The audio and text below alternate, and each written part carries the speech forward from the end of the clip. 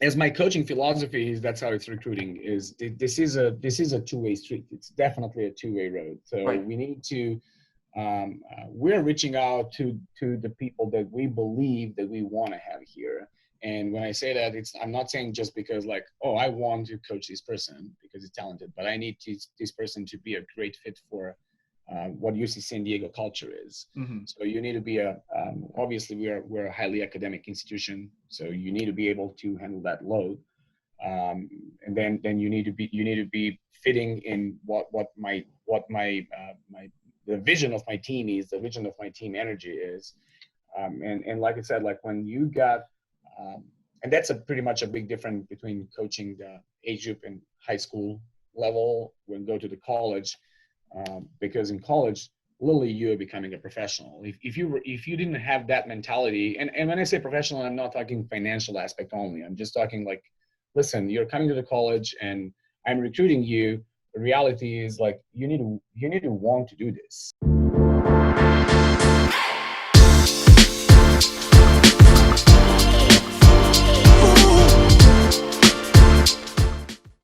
This episode of the Smart Athlete Podcast is brought to you by Solpre, skincare for athletes. Whether you're in the gym, on the mats, on the road, or in the pool, we protect your skin so you're more comfortable in your own body. To learn more, go to solpre.com. Welcome to the Smart Athlete Podcast. I'm your host, Jesse Funk. My guest today is the head swim and dive coach at UC San Diego. He's also involved with Team Elite, a pro swim team in San Diego. Welcome to the show, Marko Djordjevic. Thank you. Thanks for having me. Yeah, thanks for hanging out. It's always, I say this every once in a while, but it's always funny. You know, we're talking before we get going, and then I have to officially get going. It's always this weird little like interruption, like, hey, we're having a conversation, but let's start Yeah. over. Just that awkward thing you have to do for official recordings and all that kind of stuff. Yeah. Well, just a quick reset, but we can just keep going. Yeah, that's okay. Yeah. Well, we were talking about the issues with, we're on Zoom for this particular recording, so you get the sweet UC San Diego swim and dive background going on. If you're just on the audio version, you're missing out on Marko's background, so you can join us on YouTube if you want to see it. Well, and I have to say, this is just like a big kudos to my assistant coaches. Like, I wouldn't know how to do this, but Yeah. we just figured it out. Like having a big team meetings with Zoom was we're kind of losing the attention of our athletes and all that. So we kind of wanted to come up with something new. And my assistant coach coming with this like moving background, which was just like, I'm under the water all the time. I'm actually at the pool, even if we're maybe not. So yeah, but kudos to my assistant coaches. Yeah. So is that how you're doing? I have no idea what UC San Diego has decided to do as far as school right now. Is everybody still at home doing like virtual school and practicing at their own pools, or how is that set up right now? Actually, we are UC San Diego was started like a long time ago, even at the beginning of the summer, to be a pioneer, feeding and setting the situation to have people return on campus. Mm-hmm. So we had a program that was operating that did operate pretty well until this point, and I hope, knock to the wood, that it continue. Return to learn. So it's a sort of a hybrid, and the majority of classes is still basically online, but the campus is physically open. So we on September 19th was the first moving day for on-campus living students. And I believe we have about 11,000 people on campus. At least that was planned. I don't know if everyone really decided to come back. Right. As far as and then the classes officially started October 1 because we're a quad assistant school, so we're starting a little bit later than everybody else, which actually gives us a little bit more time to learn from the experience from other campuses, I think. And not that I'm a huge fan, because swimming, like athletes got pushed back a little bit longer than everybody else, but the expectation, our scholar athletes are actually going through all these testing phases. So to everybody are medically cleared to go back to practice with the college program, and officially the college pool will be open October 13th. So we're keeping our fingers crossed. The next Tuesday, the college team as a unit will be back together on next Tuesday. So from there, is it a matter of you keep the campus closed, or this is a little bit of pure personal curiosity, I guess. I don't know how much our listeners care, but Yeah. do you is it closed community, like everybody that's on campus stays on campus, or is it just, I'll say normal, or more like normal kind of activity? People can come and go, and then there's periodic testing. Well, I can tell you, like it's a sort of like it's a blend. I think I don't have that we have like a really. I don't think that we really have a strict thing. Like, okay, if you're living on campus, you should be staying on campus. And but reality is that most of our students after the freshman year they live off campus. Okay. We are in the beautiful La Jolla, so you definitely want to be around the campus. So like right close, like literally 5 minutes walking distance from the beach. So it's pretty tempting, you know. But we do have, especially with scholar athletes, we're testing them once a week. So and keeping them a pretty tight regime and like.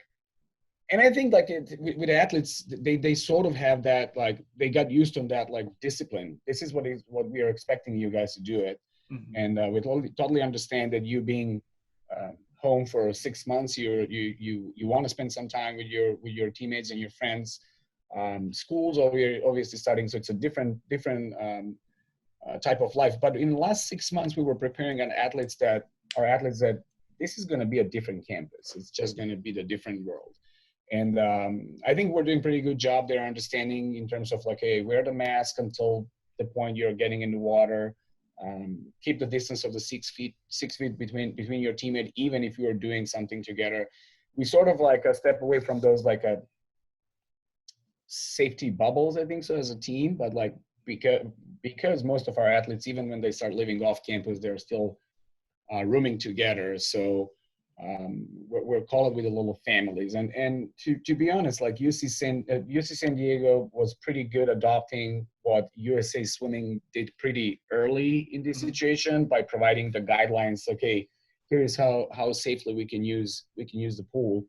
And college programs are a little bit smaller than maybe a club team, so we have two beautiful 50-meter pools, so we can fit everyone within respect of all the safety boundaries. And reality is outside of the pool and training time, it is a little bit of like the on athletes to be mature and understand, like, listen, hey, this is a real thing and it's serious, so we need to be very, very careful what we are doing so we can continue with what we want to do, which is swimming and practicing. Right. I think it's good to be proactive. You're talking about testing weekly, but beyond that, the practicality of, kind of like we were talking about before we got going, just if say you weren't able to be all together, there's something you miss. Even if Coach Marko's sending out workouts and we're all doing Zoom calls and we're all getting the workouts in, but in our own pools back home, wherever home is, it's not the same as we are all here together, doing the sets together, being together, because there's something that happens just in that time, spending the time together. It's a little melodramatic for me to say this, but shared suffering that kind of binds us together as a team, as a unit. It helps, I don't know, at least to me, makes you something more than just an individual. Well, definitely, with my experience in swimming coming from Europe, swimming is very individual sport. Let's be honest. Right. Then when you come to college, and when I joined UC San Diego 8 years from now, I was completely one-on-one dummy, or like what to expect in terms of like, okay, swimming is individual sport, and then you have a bunch of athletes, a bunch of swimmers. They are professional swimmers, and that's what they do. The reality is, college swimming is a really team-oriented environment. Like it is not just because what's happening in the pool, it's just what's happening with the team, like in terms of like living situation, classes. Reality is like our athletes are spending a lot of time together. So not just with what's going on specifically in the water, but like classes, living, social aspect of them. So yes, you're absolutely right. Just the fact and the factor that we were in this difficult situation, not being, and another thing is with swimming is a year-round sport. So we really spend the time together year-round, like for 12 months. In reality, with a little break for Thanksgiving, little break for Christmas, and a summer break that might be around 2 weeks, everything else pretty much you are spending time with your team and your teammates. And this was just the fact and how it started for us, because we were at the meet at the NCAA championship, which was our last Division II NCAA championship, because we just elevated to Division I. So we were really excited about this season, preparing a big splash to make a big boom before we leave Division II. And on that day one, we were able to have a national champion in 50 freestyle. So everything was like moving in the right direction. Our relays are leading, and then after second morning of the heats, they just cut the meet, and it was very emotional. It was really an emotional roller coaster for everyone, for seniors, but the whole team, because the energy was so high that the preparation for something big was just like right there. So it was literally when somebody just popped a balloon, which is like down. So it was pretty hard to spend next couple of days to actually fly us back from Ohio to San Diego. And I can tell you the awareness of the team that we're not going to be swimming for the next 6 months was zero. And then like after a couple of weeks, when we had our first Zoom meeting at the beginning of April, when I told them, hey, listen, the reality is the preparation is like, we're not going to have summer. So let's just like not even think about that. And in my mind, I'm focusing what's going to happen in September and the fall. And at that time, the team was just, they told I'm totally crazy. Like, no way that this is going to be like 3 or 4 months. Like, we're going back pretty soon here. And to be honest, like I was mentally prepared. Okay, no summer. Let's just focus on September. And then when September came and we were still not being back, and I started freaking out. Like, okay, I wasn't prepared for this. Yeah. So I want to say, like, it was definitely, what I want to say is it was definitely an emotional roller coaster, starting from the swim meet, then not really even understanding what's happening worldwide around us, like and how serious the pandemic is and what is really important. And yeah, we did lost national championship, but like we're really talking about people losing lives here. To the point, okay, so now we're figured out a way to live with that, and then we want to start the season, but we really don't know how this season is going to look like. And to be honest, like for a majority of my swimmers and divers, this is very, very maybe first time in their life situation when they didn't swim for 6 months, so they really don't know what to expect. So yeah, a lot of mixed emotions and all that. Like not just being physically out of that. I think this is going to be the biggest, the number one hurdle for every athlete. I think it's going to be to mentally go back to see like, okay, well, because like within 6 months, some of them figured it out. Like, okay, swimming is not part of my life anymore, so it's time for me to move on and do something different. Some of them like miss it even more. Some of them feel the anxiety, like, okay, what's going to happen? Obviously, senior class is very affected. This is definitely not the way that they were just expecting to graduate college. Mm-hmm. So yeah, pretty difficult time. So that's for sure. The closest thing I can think about this situation being similar to is like an injury, where it's like you're doing all this preparation, you've got this thing in mind, whether it's a PR or national championship or a particular meet, whatever it is. You spend all this time, effort, energy, as I always say, blood, sweat, and tears. Mm-hmm. You got this singular focus, and then this thing just, this thing outside of your control takes it all away from you. Yeah. In normal life, whatever that is, that can be an injury, and it happens to an individual, and then they're left, well, you can't swim now. You've got X weeks or months of rehab. to get back in the pool, and your whole world turns upside down, where it's like you don't even know what's real anymore. There's no bearing on this is real, you know, everything seems fake for a time. Exactly. And that's what I'm saying. Like, you know, with an injury, even sort of like when you're going through a recovery process, depending on the type of the injury and all that, you're still able to, if you are highly motivated, because in my career, I had actually it was here at UC San Diego. I had a swimmer. She was about to graduate. She went through a lot of injuries during the college career. Both shoulders, surgery, still coming back. I convinced her that we have a legitimate shot to qualify for Olympic trials 4 years ago. Mm-hmm. And she bought it, and it was all amazing. And then she was walking down one morning for a practice, and she looked like she broke her ankle. And it was just like, we thought like, okay, this is it. But I convinced her like, no, this is not it. You're not going to be able to swim, but let's just go back to the gym. Let's do what we can. And she bought it, and she really did it. And she ended up breaking a national record at Division II Nationals, and then being being second, like runner-up at Nationals. And she just barely missed the Olympic trials cut, which was amazing. But in this situation, I think that a lot of, like I said, a lot of swimmers, because whether Division I or Division II, our national championship, the collegiate peak meet, has been canceled right in the middle or before even started. So that just brought a lot of emotion, number one, and a lot of emptiness. So, and like you said, like athletes were not even ready. Like, okay, what do I do now?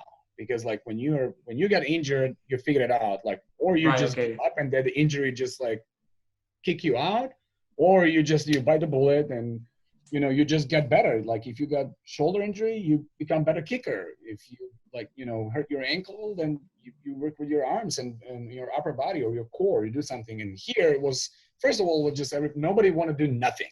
Yeah. It's the fact that it was just like no final meet, no big hype, no big excitement. No one didn't want to do nothing, number one thing. And then when they sort of process the whole situation a little bit and become a little bit more aware, then they didn't have the opportunity. I said, like, not everyone had the backyard pool. A lot of pools will still open. Some pools open sooner rather than later. Like the gyms, most of the gyms were closed as well. So it is really a struggle. Still to this day, like I can tell you, I have a group of athletes that they're training pretty hard, and they're sort of like back on the track. And then I have another group that still like, okay, I cannot do this. Yeah. I'm waiting for us to go back and continue doing it. Mm-hmm. I wish I could remember her name, but I know one of, I think, Canada's pro triathletes, when everything shut down, you know, she was getting ready for the Olympics. And I think in part because it's like, what do I do? She got an above ground pool, like set it up in her parents' garage and then attached like tethers to the wall so she could just swim in place. Yeah. Just something well, so she could stay in the water. One of the current athletes here on the team, she actually came up with a brilliant idea. Usually, you know, we use all these cords, power towers, different toys in today's swimming, and she didn't have that back at home, but she did have a pretty short backyard pool. So she figured out she picked up all the old swimsuits that she's not using anymore. She tied them together, made it an elastic band, and she was just like swim with a resistance, put a rope from the old swimsuits. Yeah. I'm sure a lot of athletes become creative during this time. That's for sure. Yeah, so I am not a very good swimmer by any stretch of the imagination, but I have a triathlon history. I've kind of come back to running this season just because of the complications of everything and how simple running is comparatively. But I have, for a number of seasons, you know, the VASA trainer, I'm sure you're familiar with that. It's several $1,000s if I remember right. It's really kind of out of reach of the average person to own. Yeah. So what we ended up doing, my coach and I decided on, is we got a total gym. You know, you like to see the infomercials for the total gym, and attached the Vasatrainer paddles to it. It's pretty much pretty much a similar system. Yeah. Vasa is specifically like a swimming bench, but it's a pulley system that actually works with a couple different, and you can pretty good mimic that with some of the other different. Yeah, it's not perfect. The big downside of it is that you pretty much can only do fly. You've got to do both arms at the same time. You can't do detached. It won't work that way. But I use it as like supplemental, like, you know, I do my pool set, I come home, I get on there and do it as like my strength work to try to work on that high power. But that was, for my triathlete friends, I was like, see if you can pick one of these up. Cause like I got it off of, you know, Craigslist or Facebook Marketplace. I don't remember, for like $50. You know, it wasn't because all these people buy them and then they don't use them. So there's tons you could like pick up cheap. Well, I talked with several athletes and recruits, to be honest, like when they figured it out and build their own gym, like pretty cheap now, because like they find a lot of things. Although I have to say, like a lot of people staying at home being bored figured it out, like, okay, I think it's a time to pull out my rusty bike and go back to it. Yeah. So you were talking earlier about we're talking about Skype versus Zoom and recruiting. I was wondering, especially now as you're moving to Division I, are you still in charge of all the recruiting? Do you have an assistant helping you with that, or is it Marko's on calls, chasing leads down, doing all that? Well, Marko is on calls all the time, so that's I think that college sport is based on recruiting, and I think that's a number one thing. And because like you want to have the best possible team, and coaching is amazing, but reality is you want to recruit the best possible team. The one that you recruit, that's how you coach. That's what builds your coaching philosophy. But reality is I do have one of my assistant coaches. All my coaches are on calls. So, but I have one of my assistant coaches. He's my top assistant and recruiting coordinator. So he's the one when I tell him like, okay, this is what I want. So now with being a head coach, that's changed, because with UC San Diego, I've been through every single position from a volunteer coach to the head coach. So and it was in a fairly short amount of time, and so it's very fresh in my memory. Like what do I need to do and how to do it. So I have a great communication with Coach Kirk Kumbier in terms of like, okay, this is what I want, and then we do a lot of scouting together. I still have great connections with coaches and swimming federations around the world, so we can do a little bit more and get out a little bit more from California and United States, and try to recruit internationally as well. And then I'm still doing a lot of phone calls. I do actually enjoy recruiting to a certain point, but I have to say that my coaches are sort of doing the filtering culture. So I'm not really calling every single one, and they're sort of like preparing that a little bit for me. But I have to tell you that this little pandemic break, and especially because recruiting game changed a lot, just because no in-person visits, no in-person contacts. So you really need to do a good job with your homework scouting. Okay, who are you talking with? Reality is we had a great class coming in for a fall of 2021, and we really didn't have a chance to show them a campus in person, because like that was always a big and really important part of recruiting. Today, because we're in a recruiting dead period, which means no in-person contacts until the end of this calendar year. So basically, like you need to make even more phone calls to do the best possible job to paint the picture about the campus and the team energy and what it looks like, because reality is seeing the campus is a big advantage to UC San Diego. Like we're literally sitting in the top of the beach. Right. 5 minutes from the sand. You can smell the ocean for every 6 a.m. When you wake up for 5:15 for a morning practice at 6 a.m., you can smell the ocean. We have 7 dorms buildings. 3 of them has $1 million view because they see the ocean. They can see the beach from the top of it. So I think that is in these days of sort of a marketing, and everything is important during the recruiting process.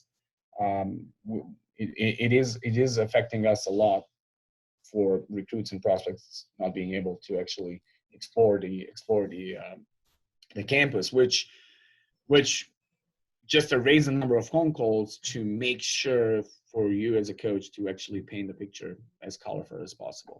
Yeah. Well, it's like, your job, and please correct me if I'm wrong, so, or the recruiter, whoever's making that first contact, is part is figuring out what does this kid want from college? What do they want their college experience to be? If they're already, hey, I know about Coach Marko and I'm already sold, you don't have to do much, right? He's like, well, yeah. He or she, I'm coming. But if they're like, well, I don't know, I may go to San Diego, or I may go down to Florida, or I don't know where I'm going to go, then it becomes a tougher conversation. Well, I mean, definitely those conversations are a tough conversation, because as my coaching philosophy is, that's how it's recruiting is. This is a two-way street. It's definitely a two-way road. So we need to. We're reaching out to the people that we believe that we want to have here. And when I say that, I'm not saying just because I want to coach this person because he's talented, but I need this person to be a great fit for what UC San Diego culture is. So you need to be obviously we're a highly academic institution, so you need to be able to handle that load. And then you need to be fitting in what the vision of my team is, the vision of my team energy is. And like I said, when you got, and that's pretty much a big difference between coaching the age group and high school level when go to the college, because in college, literally you're becoming a professional. If you didn't have that mentality, and when I say professional, I'm not talking financial aspect only. I'm just talking listen, you're coming to the college and I'm recruiting you. The reality is you need to want to do this, right? And that's a guess at the beginning that okay, you are making a commitment to something that you want to do. And if we have, that's why the phone calls are really important. And in these days, even a FaceTime and something that you can connect sort of like a face with a voice and a name, and it's helpful because to me. Only happy swimmer is a fast swimmer. Only happy student is a good student. So I can tell you all the beautiful things about UC San Diego, but if you are not a good fit here, you're just going to be miserable. And trust me, as a triathlete, you will know swimming is not the fun sport, the funniest sport that we have for it. So it definitely can makes your life miserable if you're doing that. But and I'm a little bit of out of box thinker, so I'm trying to make this our sport as much as possible being enjoyable and fun, but at some point you have to swim it, so it's going to be really hard if you are not a good fit. So and the reality is going from high school to college is a stressful big step in a life, and yes, someone just handled that easier. For some of them it's a struggle, and that's why you're going to see a lot of athletes. You're going to see a very small percentage of athletes going to college and make the tremendous impact on the team as a freshman. It's sort of like a take time to it. And I'm not talking about professional part, okay, basketball, football for NCAA athletes that they're staying in the colleges for a year or two before they get drafted as professionals. That's a different thing. I'm just talking about we are still in a development sport, and even if you're coming as a high school star, now you're coming in a different environment, because we're recruiting sort of when we trying to make the strategy, we're recruiting in clusters. So if you're the fastest 50 freestyler in your team as a high schooler, you're sort of like a high school star, and now you're getting to a college program that you are the fastest one, but we have about 4 that are breathing like in your neck. So it's just like the training environment is a little bit different. So you're not necessarily always like a big fish in the pond. Like hopefully we can create that environment that in college, hopefully college athletes coach themselves more than anything else. Like, we're here to provide and give the best possible, create the best possible environment and situation. But reality is that's the best training if they can self-coaching or like self-feedback or team feedback. So that's what I always feel like. It's hard to describe the step up when you go from high school or college, or I was not able to make this step up, but it was described to me, and I'm sure it's very similar, going from amateur to pro in whatever your sport is. Because you go from, say, high school to college. Yes, I'm the fastest in my state or in my division or whatever it is, to now all of the fastest in all of the divisions. Now we're all together, and it's not a matter of, hey, you're winning by a whole body length anymore. It's, hey, it's a hand, or well, I think there is a lot of things. Like when you're back home in high school, first of all, like high school is very, maybe not today with the situation that we're mostly online and all that, but like in a pre-pandemic time, like when you are in high school, you sort of have a very structured all day. You wake up in the morning, you go to swim practice, then you go to school, then you go to swim practice, then you do homework, and that's it.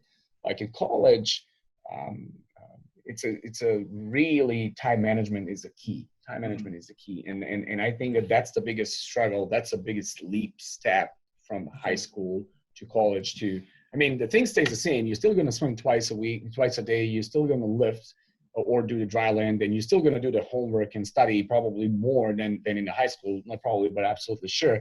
But it might happen that, like, okay, you come to the practice, and college swimmers are a little bit more spoiled than high school swimmers, because high school usually swim from 5 to 7, college swim from 6 to 8. And then some classes starts until 9. It's going to happen like Friday, I don't have any classes. So it's my free day, but it's actually not. And you just need to understand that it's just like, it's Friday and you don't have classes, but it's not surfing day. It's not time to go to the beach. You still need to go to the library and do what you need to do, and do the active rest and do everything to prepare your next practice, or especially if we're racing on Saturday. So I think that's the big difference. And of course, the environment in practice, it's completely different. And like I said, it's very team oriented, becoming very team oriented. So it's really important who are you surrounded with. And usually the good ones want to be surrounded with good ones. So that's how it goes. But I just think that it's just mentally, whoever make that transition in terms of time management and understanding, being a little bit more self-driven when you go to college. Those are the school athletes that are actually making this transition faster. Yeah. Well, see, I was going to ask earlier, and you kind of answered it before I got to it, is do you recruit for character? Do you recruit for talent? Obviously, you have to do a little bit of both, but that personality or the character of the athlete you're recruiting, if they're self-driven, if they already have that ability to say, these are the things I've got to get done, it makes, as you mentioned, the transition easier. Is there any, I won't say tricks, but is there any way to try to help suss out those character traits when you're having those conversations with athletes? Do you, is it you just get a feel for them by having a conversation, or is there anything that kind of stands out? Well, reality is, it's just like, as much as we're trying to say like recruiting is marketing, because you're trying to sell, like you're trying to get the best prospect, the best recruits outside. Right. And but reality is, like, you need to find the one that is going to work with you. And I was just like fortunate enough to work with the different coaches, some of the best in the world, and being with them, I just learned that, like, they're not the best coaches in the world for everyone. Right. I can tell you that. It's just like, that's what I'm saying. It is this is the two-way street. And of course, like on the first day when we're allowed to call, you will call top 20 best recruits in the country. And you, like, when you just look at their times, you would say like, you won them all. And then when you start talking with them, you just figure it out. Like, you know what, I'm not going to be able to coach these kids. And it's just not going to work. And I think that's why those conversations and get to know each other is it's really important. And you know, we're going to find out, like, even in swimming, we have a lot of transfers between the schools, and it's just like, that's because like recruiting is becoming super crazy early and crazy like too soon for young athletes to make a decision and say like, yeah, I want to go there, and then you make a decision as a sophomore. Remember, we can start talking with a prospect after on the June 15 after their sophomore year. So they totally do not have a clue, nothing about it. But then like, all these college phone calls, they're becoming overwhelming, and they got like, okay, these little shiny toys, and I want to go there. And then like 2 years later, when they go to college, they figured out like, whoa, this is not even close to what I was expecting that it's going to be. This is not a good fit for me. That's what I'm saying. Like, you know, you're going to look at, you need to really do your job to make sure. And guess what? We're going to make a mistake for sure. You know, like that's, and it's going to be the honest mistake. It's not going to be like a malicious mistake. It's just going to be like, you think that somebody is going to be a good fit. And also, like I said, recruiting process is a very long time, and it takes like, when you start recruiting, you basically get to know someone for 2 years before you actually even start coaching them on a daily basis. So you need to keep doing it. And to a certain point is, like I said, like, on one side, you're trying to recruit what is going to be the best fit for the environment that you're working at. And in that case, it's not, in this case, it's not just swimming training. It's a school. It's the character of the people and the rest of the team that you're having. And at some point, when you're rebuilding the team, you can maybe recruit the people that are maybe not fitting ideally in what is your coaching philosophy, what your coaching philosophy is currently, but coaches need to change as well. So we need to adapt as well. So if you just need to try to see the big picture at a time and make the adjustments to maybe your language, to wordage, to expectations, and changing things and adopt, because reality is, we are here for athletes. That's number one. Athletes are number one. They're the most important one. Very next one, coaches are, and then everybody else. But again, like, first of all, you're trying to get the athletes that will be ideal fit for you, at least that you think, okay, this is a two-way street and this is going to work. And I'm very committed to my athletes, and they know from the beginning that like, I'm going to run through wall for them, and the expectation is that that's how it's going to work.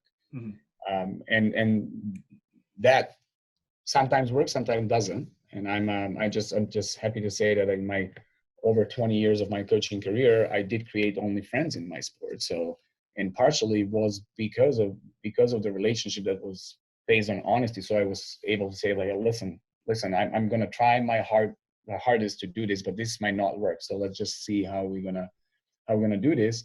Or on the other side, like I was able to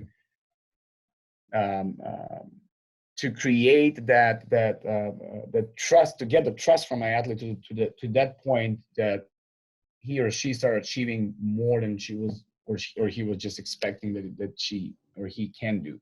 So I think that relationship is a number one thing, especially in our sport, that it's, the bottom line is it's very individual. Like at the end of the day, you're going to stop behind a block, you're going to dive in the water, you're going to look at that black line at the bottom of the pool and try to work as hard as you can.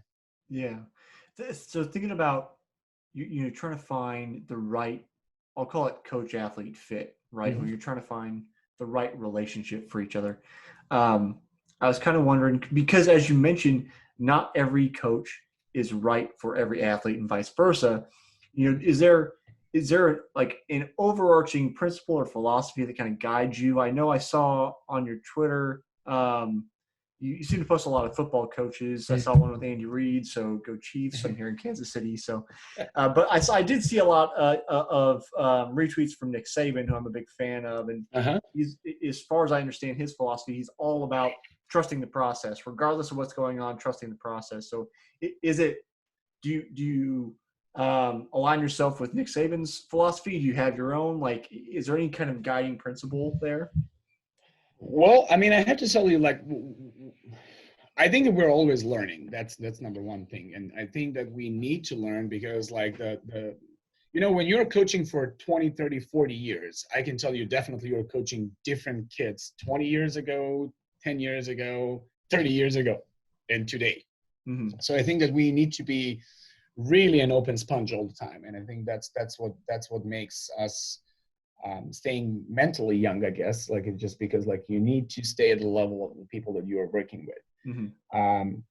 As far as of a mentorship, like I was just lucky enough, like I'm coming originally from former Yugoslavia, Serbia. So we have a famous, we're a pretty small country.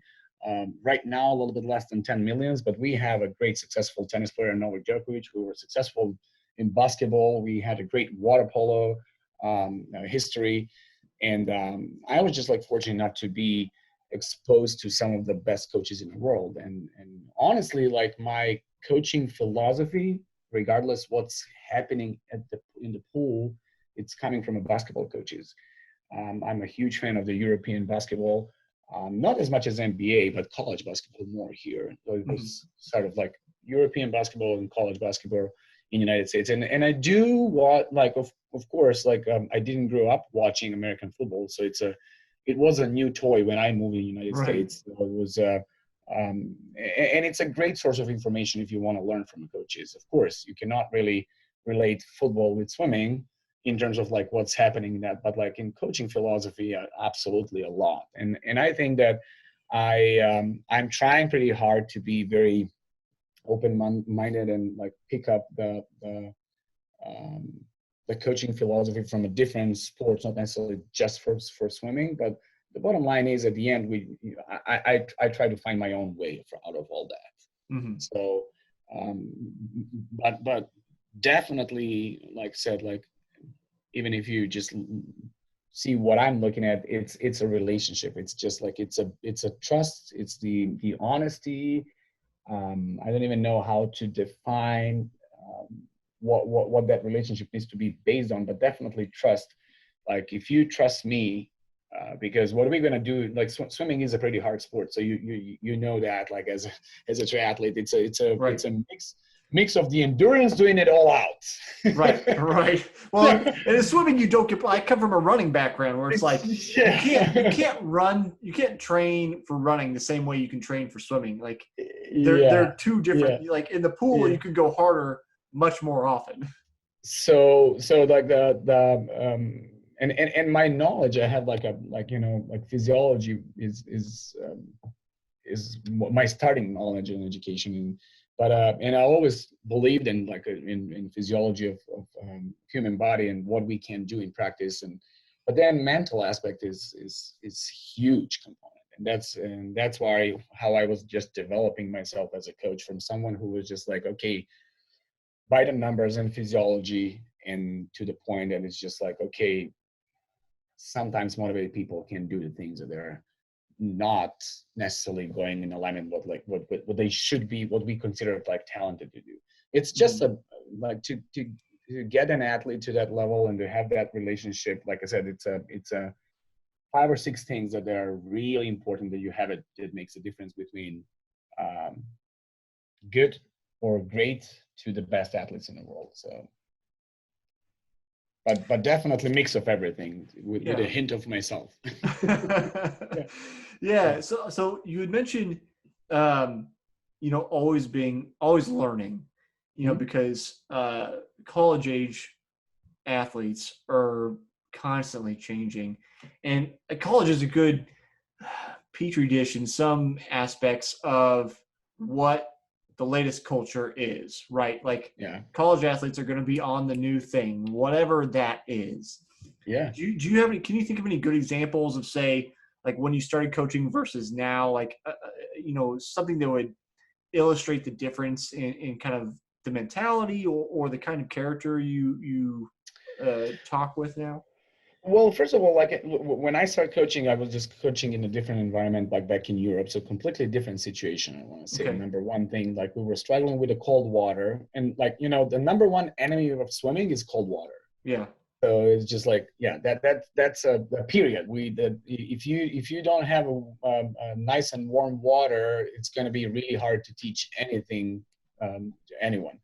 So, but I want to say like the definitely the main difference even back today, then and today, is like it was more discipline, I guess. Like the athletes were responding more to the discipline and things being like very structured. Mm-hmm. You know, this is what we're gonna do. This is what we're gonna do. Dum, dum, dum, dum, dum, and let's go. And they were a little bit more focused. They could listen with a little bit longer time span, because like today, kids or athletes, if you're talking more than 10 seconds, it's just, you're just gonna lose them. It's not happening. But they're very visual. Like back like 20 years ago, like we didn't even use the cameras, or cameras like you're coming with a huge camera and then you make a video and then you sit down and then 2 days later you watch that and it's just like it doesn't really make sense. And Yeah. but they were athletes were, like I said, like probably maybe because of less exposure of the technology, they were more focused to listen to the feedback and being coachable that way. And this day, like today, like my practice is definitely not as structured as it was at the beginning. There is a lot of flexibility and all that, because I'm reacting on that feedback from the athletes. And the second thing is just like in these days, like, okay, you're just going to pull up your phone, a quick video, just look at it, come here, and that's it. And just let's go and let's do it. They're very visual. And I think that with all the technology and everything what we have today, with the underwater cameras, with the GoPros, reality is you just need to give them feedback right now, quick, couple seconds, they can see it, they can repeat it. I just think that will be like the number one biggest change, like off the top of my head, that I can see doing that. And again, like different environments then and today was also the factor, because it was pretty hard, like keeping a swimmer in a cold water and trying to explain something and he's shaking. Yeah. Zero listening, you know, like Right. you need to be like in a good, comfortable environment, so somebody that for somebody to be coachable. I think so. Yeah. Yeah. Well, it's so funny that like that we talk about the attention span a lot, and I think there's some truth in that for sure. With all of our gadgets constantly screaming at us, the lights flashing, the notifications going off, you're getting Zoom calls, you're just all over the place, and then you're like, oh, I got to do this and that, and you're so distracted that, as you mentioned, if you're talking longer than 10 seconds, then you can't keep any attention. But at the same time, you also get the other side of it, where it's like maybe this podcast, but you think about other podcasts too, that even go 2-3 hours, where people can digest this really long. It's like you either want these tiny little segments or a very, very deep dive into something. There's like no in between anymore. So it's interesting. You could do both. Well, first of all, like I think that like if the good thing is that we can give the feedback pretty quick. If you understand that you can give it feedback pretty quick. And the bad thing is, to me, with the quick feedback, we all do think that we're great multitasking, and we're not. Right. Like we are not. Let's stop lying to the. We're not. We can pretend, and I'm not saying that there maybe there is no group of people that it is. But in these days, I think we're all multitasking. We're all trying, because it's a short, quick text. It's a short, quick video. It's do that. But I'm driving. But I'm just like take a note this. I do this, and we all think that we can multitask, and I think that we are doing a lot of average things. And I think that the successful people, especially in the sport of swimming, are the ones that they're actually able to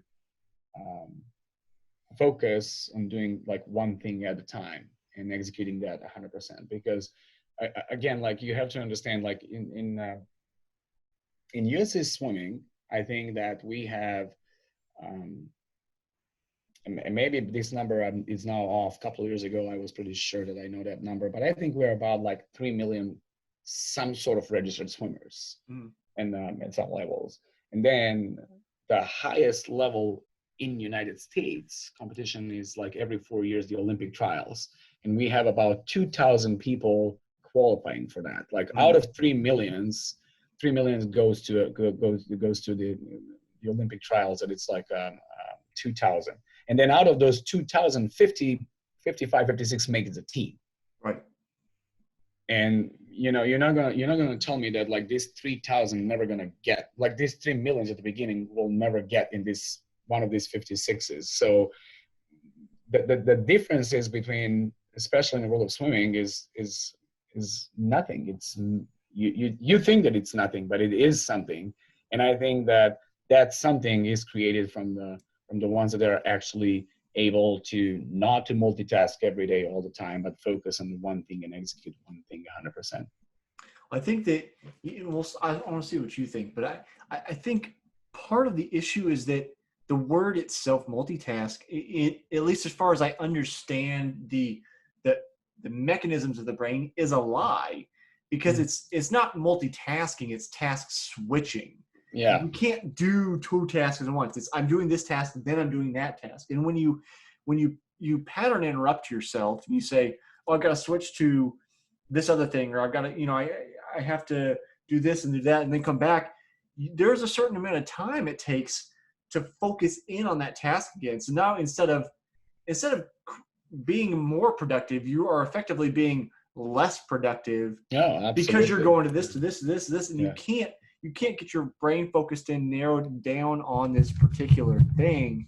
Yeah. So it's the word we use, multitask, and I use it, but it's just, I think it hides the fact that multitasking isn't actually what's going on with our brain to begin with. Well, listen, we started this pandemic with a lot of like wrong words. Like social distancing is definitely the worst way to say it. Like, right. We don't want to social distance. We come on. We're already to a certain point becoming socially disabled. We don't want to be socially distancing. We just want to physically to be distanced, but like socially, especially with all this technology, we should not be like. As a matter of fact, we should be more social than ever. Yeah. With this technology. So the same thing, I agree with multitasking. Yeah. Multitasking means just like you're doing two things at the same time, and you're actually not. You're doing something and then you jump on something else, which means that you need to stop doing something to jump on something else. You just have a shorter time span that you can actually focus on that, and it takes a lot for a brain to actually stop. And then start thinking about something else. And I mean, I'm like guilty as charged. Like definitely, when I read a book, I need to read like 3 different books. It's like basically that's. But I'm trying when it comes to the swimming, when it comes to the details, and obviously like in a practice that it's 2 hours in the morning and 2 hours in the afternoon with the phone calls and recruiting and everything that's going on. I'm trying to the portion of that practice to be just like that's it. That's the essence. And and like I said, like in these days of coaching, I don't even think that coaches need to be 100% on it.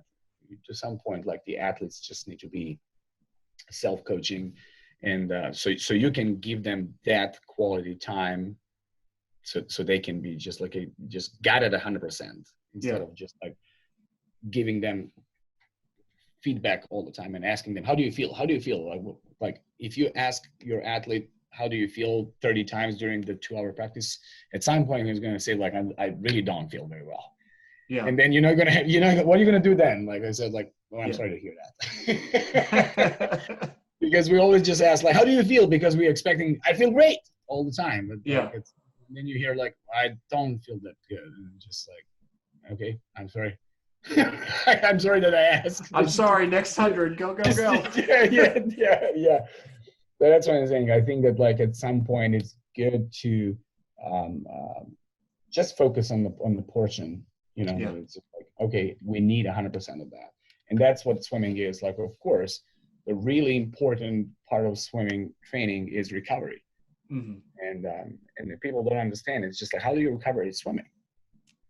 Because you still need to do an effort. Even if I say like, okay, swim easy, you still need to do something, like moving through the water, that it's not really necessarily our natural habitat to be around. Right. So it's hurting even when you do easy. But I think that it's a mental engagement, like today it's the whole trick with today's swimming is we're doing something all out every day. And when I say all out, it's not necessarily means like physically effort. It's just like, I need you all out mentally to be on this. Mm-hmm. So that's the goal. Well, so that focus, it's like, we live in this culture of multitasking or being distracted by all these things, but it's like, I think it's easy to forget that focus is, your brain's another muscle. Like that mm-hmm. focus is something you grow over time. You can't go from, okay, I'm listening to Coach Marko and I can only pay attention to 10 seconds. You can't go from that to, okay, now I can pay attention for 2 hours straight. Like it's a building process of, hey, I can listen for 10 seconds. I got to take a break and then another 10 seconds. And then you go, hey, I can listen to Coach Marko for a whole minute now. Next week we're doing well, that's what I'm saying. Like building, like I absolutely agree. Like, building those blocks, the athletes that are actually able to build those blocks and build that muscle and the attention span, like longer, those athletes can handle the races, because like swimming, even in the pure sprint, is still going to be close to 20 seconds. Right. So it's just like you need, and as a matter of fact, like last night I was just at the event. There was a short course meters event, and it was all about sprinting, and you just lose. Hey, one of the best examples is a great friend of mine, Mike Chavich, who was at the Olympic Games swimming against Michael Phelps and got out-touched by 0.01. Yeah.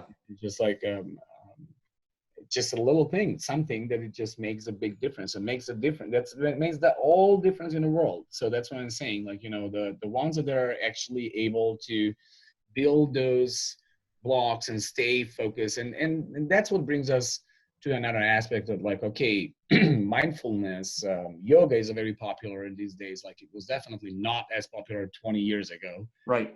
As a key factor today for athletes to be able to actually debrief and turn off the brain and actually go into a zone and do something. And like I said, like if you just look by the numbers, you're going to see that it's a very handful group of athletes performing it at that level. And just like the whole athletic body is way bigger. And what makes a difference?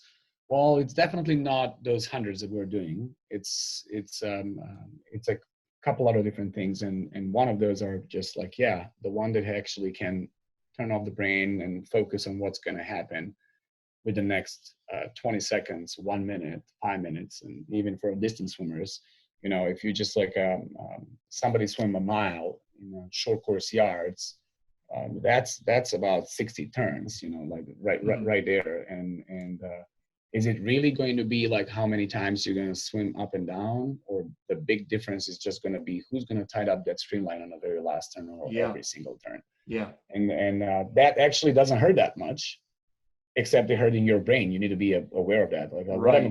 What am I going to do now? I'm already spinning my arms as fast as possible. I cannot do it faster than this. I'm already kicking as fast as possible. I cannot do it. What else I can do to make that a little different at the end? And it's just like, if you are mentally focused, then you're going to remember what you need to do. Yeah. It's like getting your body in as flat. I'll say flat, but you know what I mean. That nice tube, getting your turns just right, very crisp. It all adds up, right? If you get your turn, absolutely. If you miss, you're doing the 15, you miss one turn. It's off just a little bit. That could be it. Yeah, that's it. Absolutely. Yeah. Coach Marko, as we're running short on time, there's a question I'm asking everybody this season of the show because it kind of transcends all sports. So I'd like to ask you, what do you think the purpose of sport is? Ooh, great question. The purpose of sport. Well, that's a great question for asking someone who's professionally doing a living sport. I'm doing swimming as long as I know from it. Well, like I said, at some point I said, I am a coach I started coaching in 98, January 5th, 98. And so it's 22 years now, and I create only friends. So I think the purpose of sport did change in the last 20 years, but the relationship that we're building with our athletes are something that stays for life. And it's in these days, like I'm getting the phone calls from some of my first generation of athletes, like they're at a different level right now, like hanging around with the UCSD alumni that I was coaching 8 years ago. That's a different relationship. I think it's just we always can say that sport is create a healthy environment. Maybe not necessarily true completely, because it's becoming very, very competitive. Not everybody were ready or expecting that's going to be the level of the competitiveness when you go. It's to some point it's kind of like a brutally competitive, and what you need to do, it's brutal to be able to stay at that level. But I think that relationship that you're building in the role of sport is something that stays forever. And beside the fact that we're coaches and we want to compete, we are like life teachers and life friends. So that's what drives me. And that's like it applies on everything what I'm doing. Even when recruiting, I'm recruiting the person that I'm going to be friend for life, not just for a season 2 or 4, like you were saying in college. I don't think I've got that answer yet, and that really hits home with me. So I appreciate that answer a lot. Yeah. Coach Marko, if people want to keep in touch with you, see what you're doing, where can they find you? Yeah, I mean, like, guilty as charged. Like, I'm a big on my phone, so I'm but email is always the best way to reach out to me, and it's pretty simple. And it's marko@ucsd.edu. It's with Marko with K. I'm sure my assistant coaches are doing a great job of keeping UC San Diego Instagram and Twitter. Even in these days when our sport is not too busy, we're still posting a lot, so you can follow us and see what UCSD is doing and how the California and San Diego look at these days, and how beautiful and sunny it can be in December, in January. But definitely those are the two best ways to stay in touch and connect with us. Sounds good. Thanks for hanging out with me today, Coach Marko. Thank you for having us. It was really amazing.